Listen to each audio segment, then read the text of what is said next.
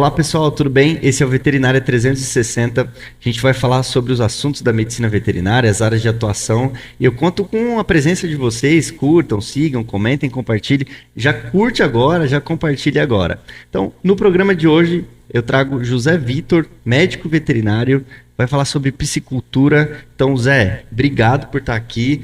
Obrigado pelo convite. Vai ser muito legal a gente Sim. conversar, tirar todas as dúvidas. Na medicina veterinária, a gente não tem muito na graduação, né? Falar sobre piscicultura, a gente tem uma matéria ou outra. Pouco. Então, obrigado pela presença e conta pra gente um pouquinho sobre a piscicultura. Então, é uma área que eu não conhecia também. Eu caí de paraquedas aí nisso e me apaixonei pela oportunidade que tem. É uma área que cresce muito todo ano, mundialmente. A aquicultura, que é o cultivo de animais marinhos, né? Cresce cerca de 8% ao ano, então é bastante e tem muito projeto crescendo, então tem muita possibilidade de trabalho, né? Então isso me chamou muito a atenção. Então eu comecei minha carreira no Panamá, certo? Legal. Surgiu lá, daí eu fui para Costa Rica, fui para Escócia e tive a oportunidade de trabalho para ir para a Austrália. Então se você focado no nicho, mundialmente é muito mais fácil de conhecer, de conseguir trabalho. Então era isso o meu objetivo, né? Eu não via trabalhando aqui num escritório, eu queria conhecer um pouco o mundo, então achei Sim. isso uma oportunidade. Então é uma área que me chamou a atenção, ainda mais pela sustentabilidade, né? O fato que me chama mais atenção é que a população mundial está aumentando. A ideia é ter 9 bilhões de pessoas no mundo até 2030.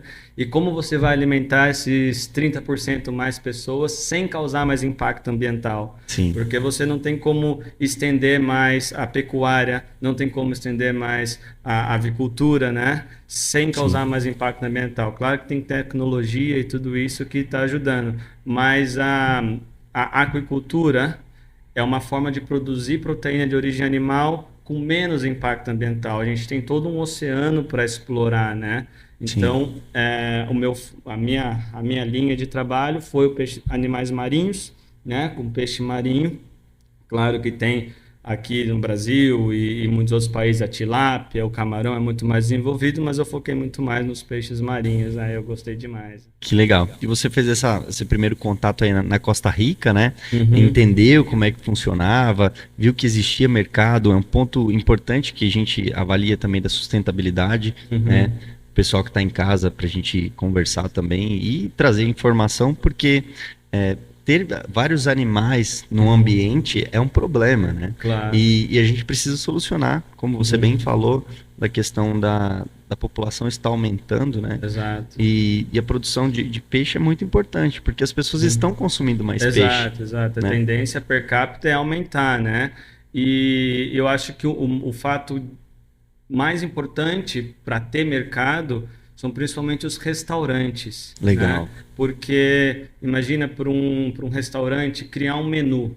Sim. Então, e depender da pesca. Às vezes não vem um peixe, às vezes vem um peixe grande, às vezes vem um peixe pequeno.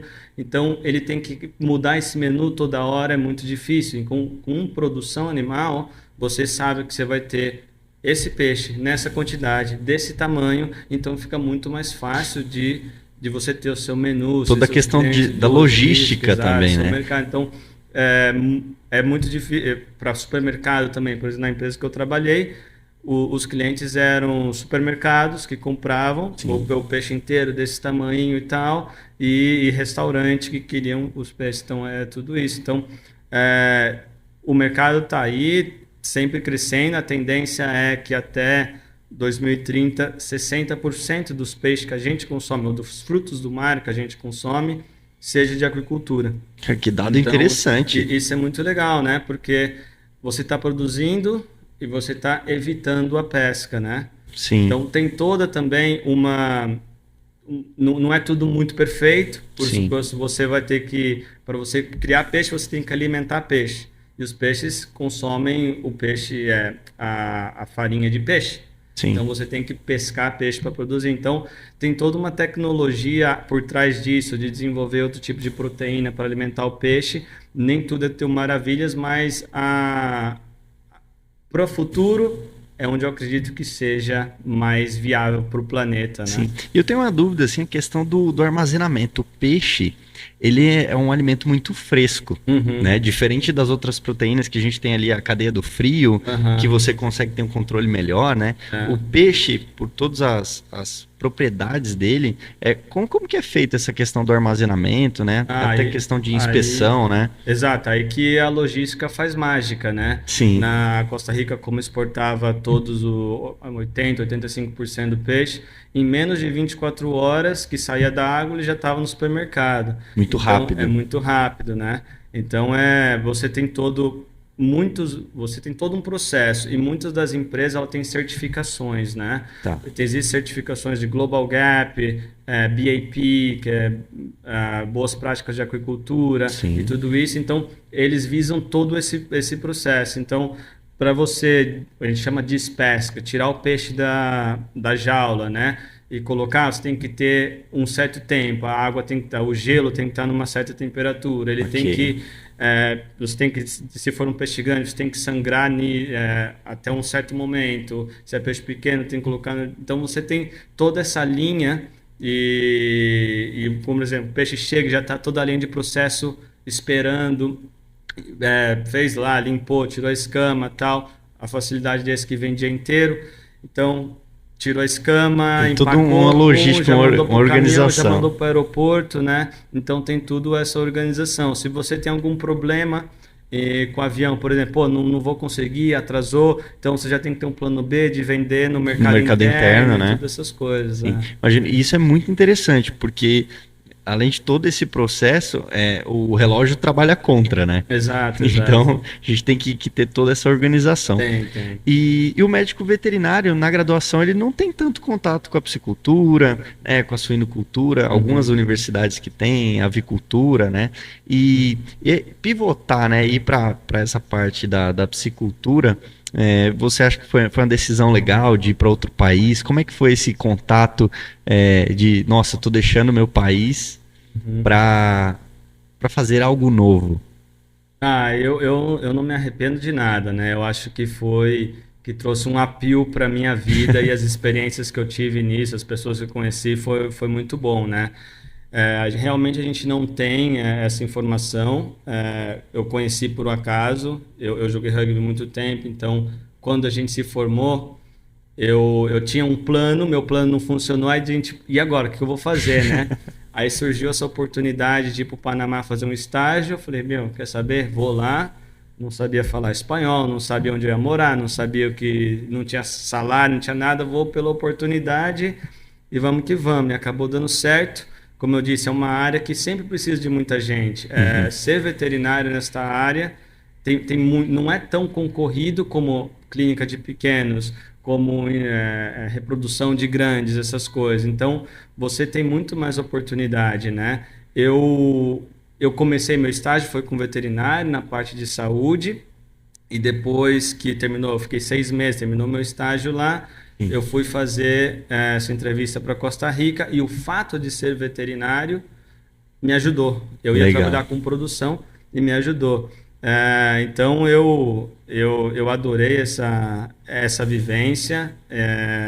Foi como exemplo, como não me arrependo de nada, e foi muito bom, né? Legal. E você comentou também que hoje você tem toda essa parte de gestão, de estratégia, né? O médico veterinário também não tem essa parte mercadológica na graduação, né? E como é que é conciliar a medicina veterinária com pessoas, né? Que é um ponto importante para que todo o processo funcione da maneira adequada. Ser veterinário é um bônus para mim, né? Legal. Como a gente trabalha com a produção, então você é responsável pela produção, você é responsável pelas pessoas que trabalham na produção, né?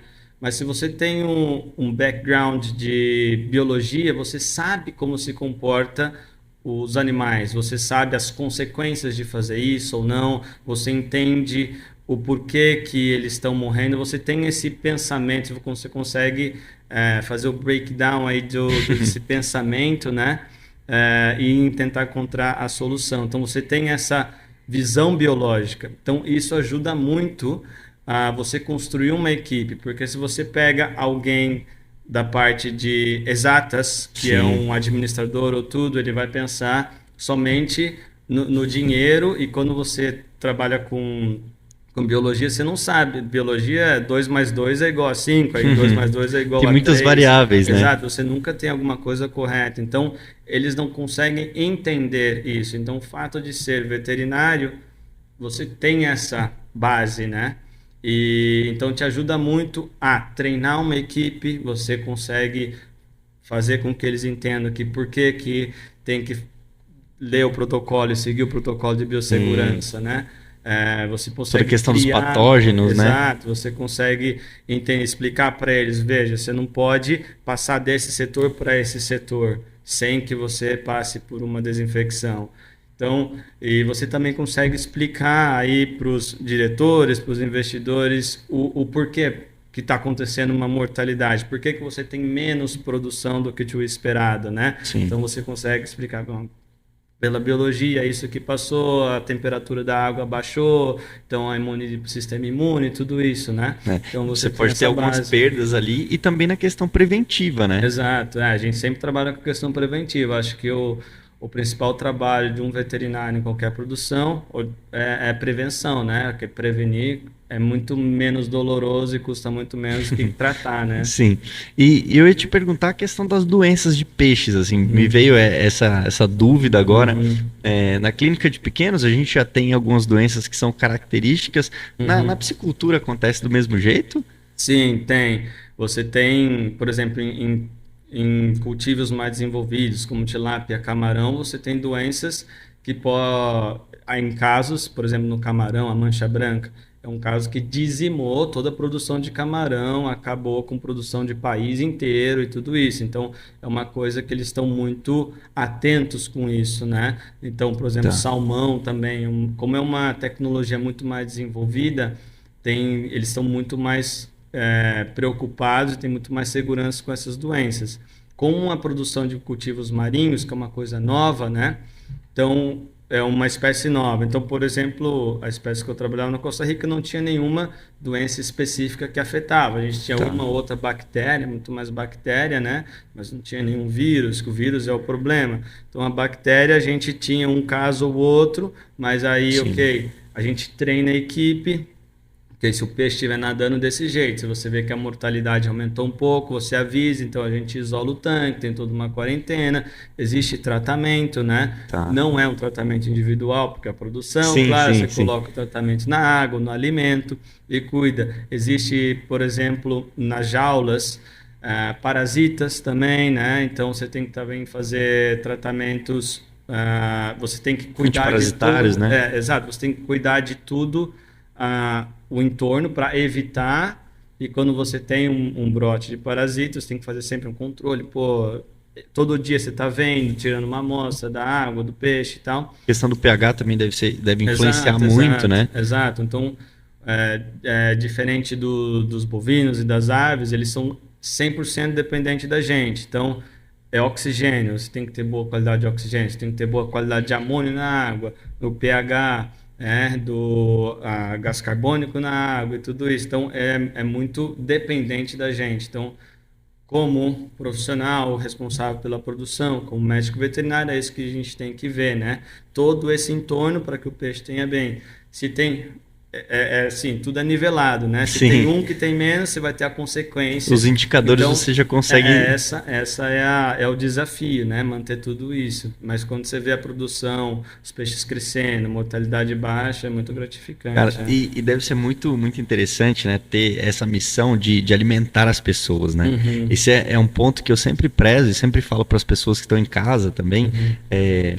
O médico veterinário, ele também é responsável por isso. Né? Exato, porque tem doenças que são transmitidas, né, dos animais para os seres humanos e dos seres humanos para os animais, que são as zoonoses, né? Então, nos peixes também a gente deve ter algumas doenças que são transmissíveis, né? Para os humanos. Então, é importante a gente trazer esse aspecto de biosseguridade, toda a questão preventiva. Quando trabalha com produção, né, com grande escala, o cuidado tem que ser redobrado, né? Exato, nós, médicos veterinários, a gente tem uma responsabilidade muito grande com a população, porque todo alimento que você vai comprar no supermercado, tem aí um médico veterinário que dá o veredito se Exato. passa ou não, tudo que tem origem animal, né? E com produção de peixe é a mesma coisa.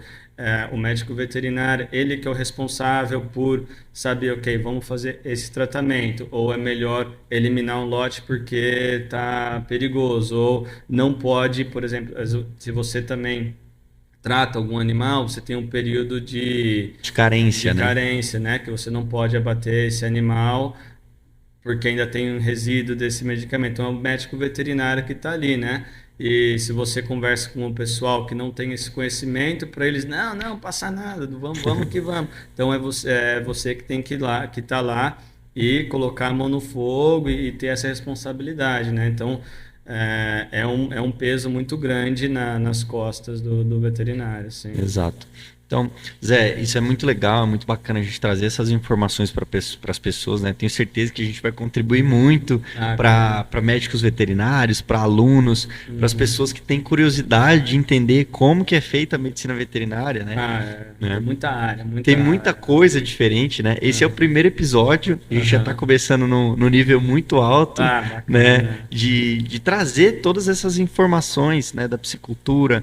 A gente pensa em trazer o pessoal da avicultura, suinocultura, conversar sobre clínica de pequenos animais, de grandes animais.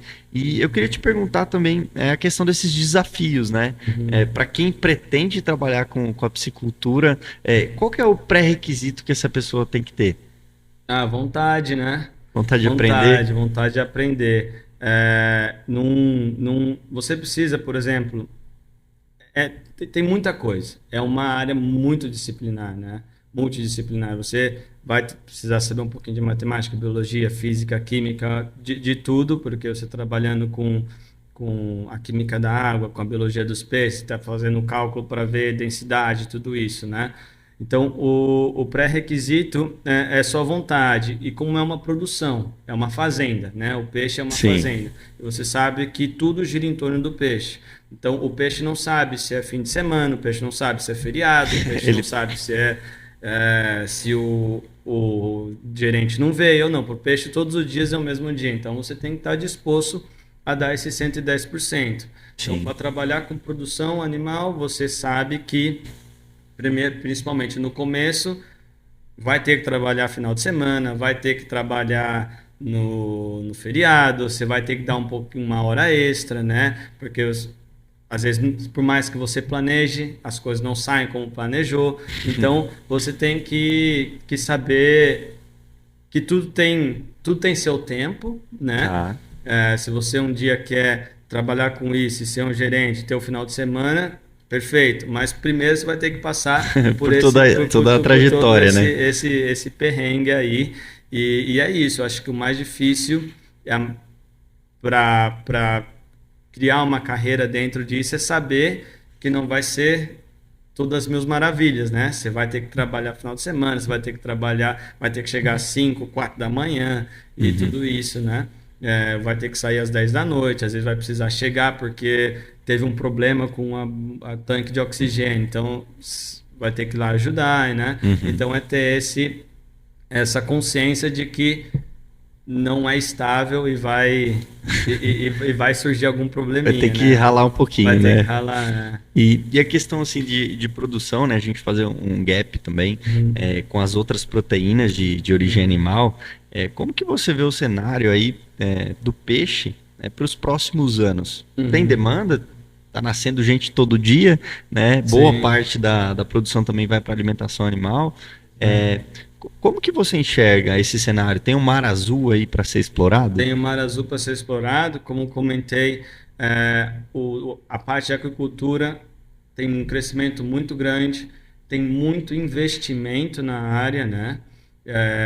Para para crescer, ser mais eficiente. Então tem muito dinheiro envolvido, tem muitas espécies de peixe que estão começando a produção para ver como é que é. Tem as espécies que já são mais conhecidas, tilápia, camarão, aí tem de peixes marinhos, a seriola, o pargo, né? Então essas espécies estão cada vez indo mais, tem muito projeto crescendo, estão com mais projeto, mais oportunidade de trabalho, né? Sim. E é uma proteína, todo peixe é uma proteína muito boa, né? É uma proteína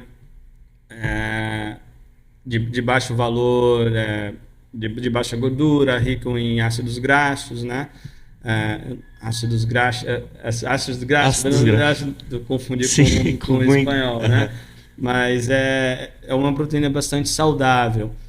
A ideia é cada vez mais, a gente, por exemplo, aqui no Brasil não tem uma produção de peixes marinhos, a gente tem uma costa inteira e não tem uma empresa que começou lá, mas eles ainda não estão a full potencial, então tem um crescimento. Então você vê o valor do peixe aqui, não é tão barato quanto a carne e o frango, né? Sim. Mas a tendência para o futuro, como mais da metade do peixe que a gente vai consumir é de produção, é que isso vai diferencial competitivo, né? E se a gente né? tem mais empresas produzindo, menor o preço. Então o futuro é azul, né? Sim. Isso eu acredito. E eu te perguntar assim, tem uma região específica do Brasil por conta das marés, né? Caso as pessoas queiram investir aqui no Brasil, ou mais para o sul, mais para o nordeste, qual região que seria assim adaptada? Eu sei que vai diferenciar ali a questão da espécie, né? Mas tem algum peixe assim que se adapta melhor aqui na nossa costa? O Brasil é maravilhoso. Tudo que você planta Legal. nasce, tudo que vai criar vai crescer, porque é muito estável, é um país tropical, né? O que é mais importante para o peixe é a qualidade de água e temperatura de água. Então, peixes tropicais a gente busca temperaturas mais estáveis possível, mais ou menos a 28 graus, e isso a gente encontra em toda a costa do Brasil. O Nordeste é muito importante com camarão, né? Tem bastante produção de camarão no Nordeste, e essa empresa que está produzindo peixes marinhos está na Bahia. Tá. Né? Então, a gente tem, na aquacultura, a gente tem duas fases, né? A fase de laboratório, que a gente pega o ovinho, a larva, o alevino, então isso é em terra. Então, a gente tem que bombear a água do mar e tudo isso. Então, a gente precisa de uma boa qualidade de água.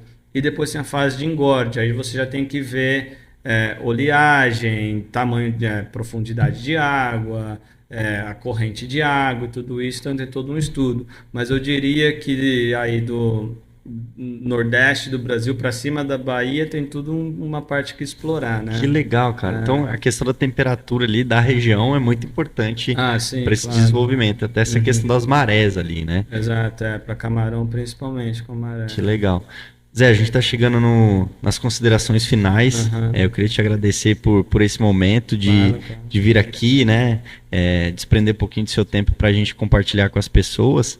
E queria que você deixasse uma mensagem para as pessoas que têm vontade de seguir na medicina veterinária, ou também investidores que estão assistindo o nosso podcast, como que faz para entrar em contato, né, para saber como que funciona um pouquinho melhor.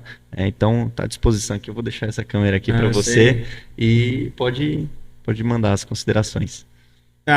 Eu acredito que na medicina veterinária e na vida a gente não tem uma linha reta, né? A gente tem um plano, mas no dia a dia a vida decide mudar esse plano, a gente tem que se adaptar. Foi o que aconteceu quando eu comecei na medicina veterinária. Eu tive uma ideia principal e a vida acabou me levando para todas as outras, né? Então, eu diria que eu conheci muito tipo de profissional. Eu diria, para ser um bom profissional, não só veterinário, não só produção, mas qualquer um, a gente tem que sempre ser aberto a novas ideias, né?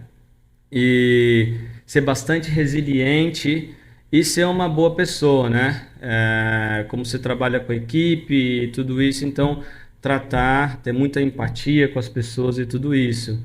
E com relação à agricultura, se vocês quiserem, eu coloco minha mão no fogo e falo que esse daí é o futuro, né? Tem para muita gente que está começando e quer ter uma carreira profissional, a aquacultura é uma parte que tem muita possibilidade de ter uma carreira profissional, e para investidores, igual você comentou, é uma área que tem muito potencial, né? Claro que você tem que fazer todo o seu estudo, mas a gente conversa com bastante investidor e todos estão muito, muito contentes com tudo isso, né? Então é isso, a vida não é só uma linha reta, abre a cabeça, às vezes o que você pensava em ser quando começou na veterinária, não desespera, eu desesperei, mas a gente tem muita área para conhecer, né? Joia, Zé. Muito obrigado. Ah, Pessoal, se vocês gostaram, curtam, sigam, compartilhem. Esse podcast é o nosso primeiro. Tenho certeza que você sentiu a diferença, né, no conteúdo.